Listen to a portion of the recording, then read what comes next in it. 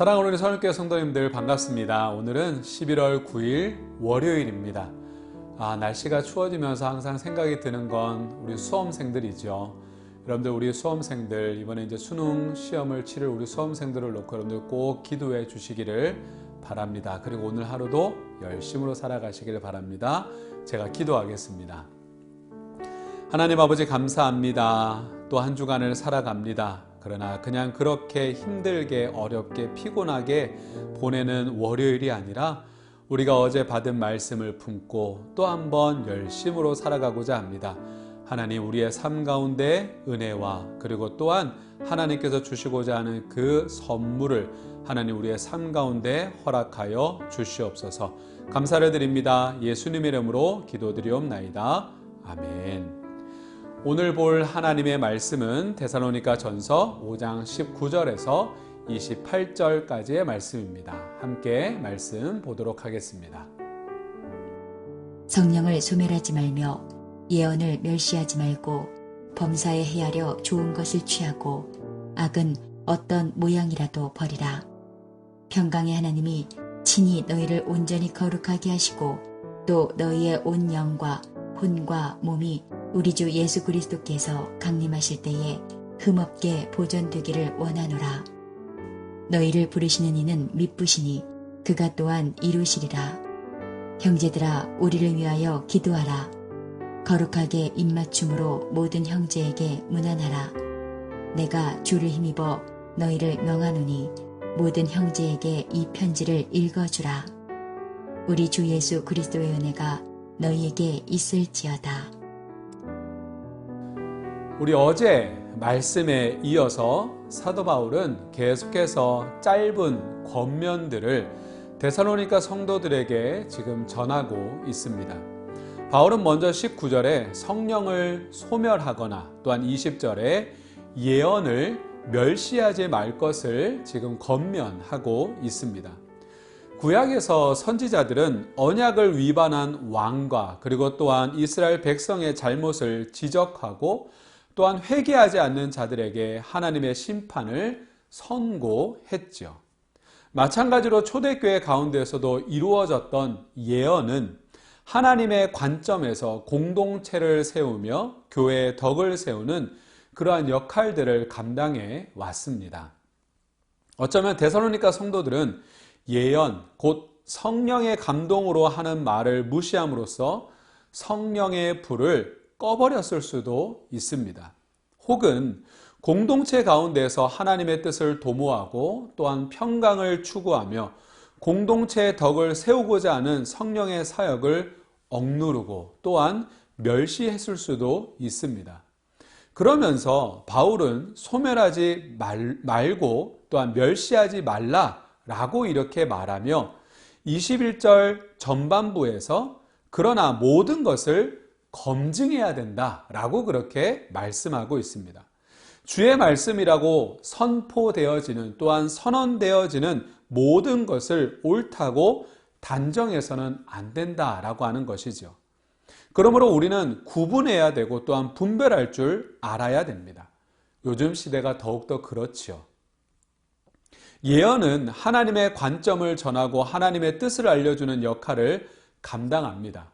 따라서 하나님을 기쁘시게 하는 예언은 좋은 예언이 될 것이고 반면에 사람을 기쁘게 하고 하나님을 대적하는 예언은 어떠한 모양이라도 버려야 할 악한 예언이 될 것입니다.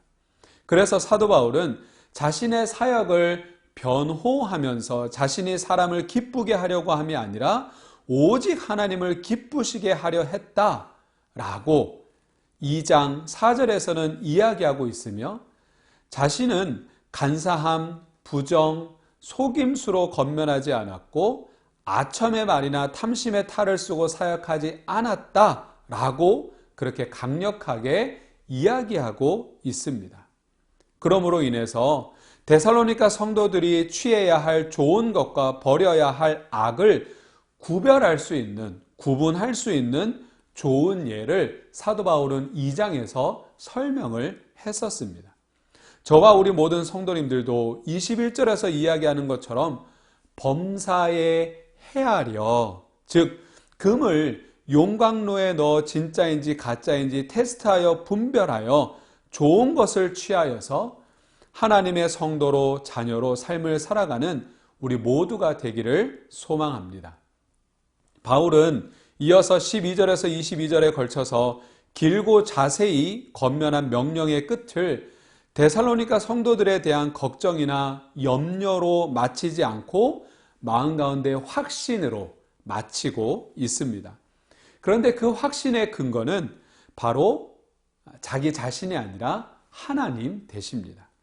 23절에서 평강의 하나님이 친히 그들을 이끄신다 라고 사도 바울은 이야기하고 있습니다.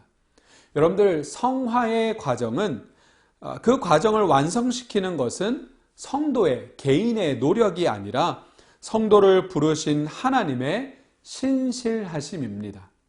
빌립보서 1장 6절에서 이렇게 이야기합니다. 너희 안에서 착한 일을 시작하신 이가 그리스도 예수의 날까지 이루실 줄을 우리는 확신하노라.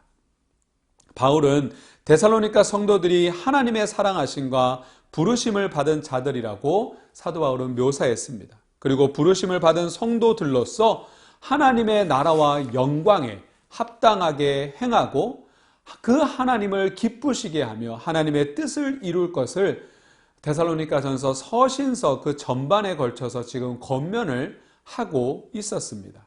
하나님은 이러한 성화의 과정을 예수 그리스도를 통해서 시작하셨으며 성령 하나님을 통해서 완성시켜 나가실 것이라고 이야기하고 있습니다. 24절에 너희를 부르시는 이는 미쁘시니 그가 또한 이루시리라. 그러므로 우리는 하나님의 말씀 앞에 순종하는 것밖에 없습니다. 저와 여러분들이 하나님의 사랑과 은혜를 받은 자로서 이 땅 가운데 항상 마음에 두고 따라야 하는 계명은 마음과 정성과 목숨을 다해서 하나님을 사랑하는 것과 이웃을 자신의 몸과 같이 사랑하며 우리가 이 땅 가운데 사는 삶, 그리하여서 성도 안에서도 그리고 하나님을 알지 못하는 자들에게 하나님께 영광 올려드릴 수 있는 삶, 그 삶을 위해서 우리는 오늘도 기도해야 될 것입니다. 그러면서 그 기도하면서 우리는 하나님의 은혜를 구해야 됩니다. 오늘 마지막 사도 바울 역시 편지의 마지막을 하나님의 은혜를 구하는 기도로 마무리하고 있습니다. 하나님의 은혜는 죄인들을 구원으로 이끄는 힘인 동시에 성도들이 이 세상을 이기고 죄를 이길 수 있는 유일한 원동력이 되기 때문에 그렇습니다.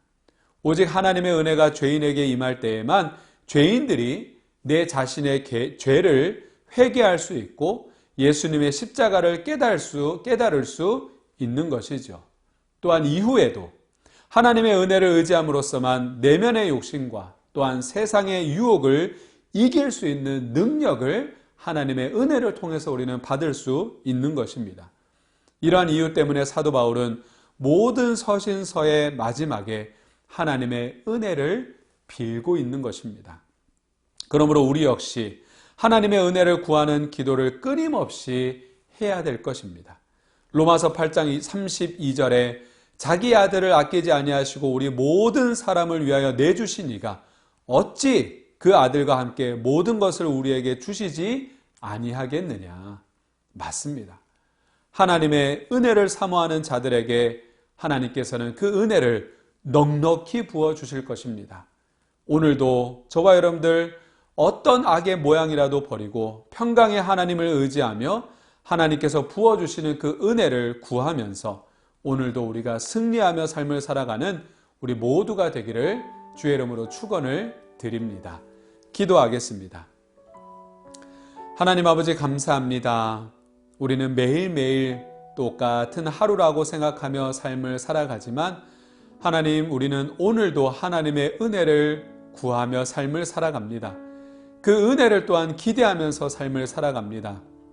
하나님, 우리의 연약한 우리의 삶 위에 하나님께서 은혜를 부어주심으로 말미암아 우리가 그 은혜로 힘입어서 이 땅 가운데서 하나님의 백성으로 삶을 살아갈 수 있는 우리 모두가 되게 하여 주시옵소서. 감사를 드립니다. 예수님의 이름으로 축복하며 기도하옵나이다.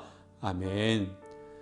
계속해서 오늘 하루 또한 하나님의 말씀 잘 묵상하시고 기도하시고 귀한 하루 보내시기를 바랍니다. 감사합니다.